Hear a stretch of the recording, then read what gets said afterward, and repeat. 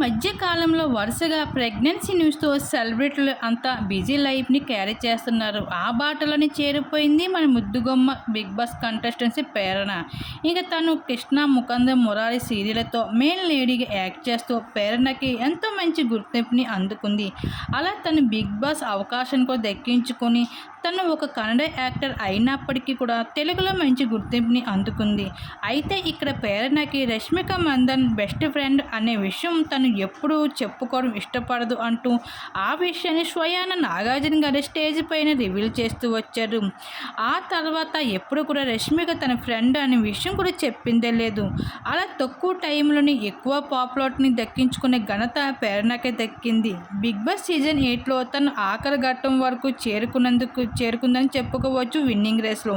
కానీ చివరి నిమిషంలో తను బ్యాకప్ అవుతూ వచ్చింది.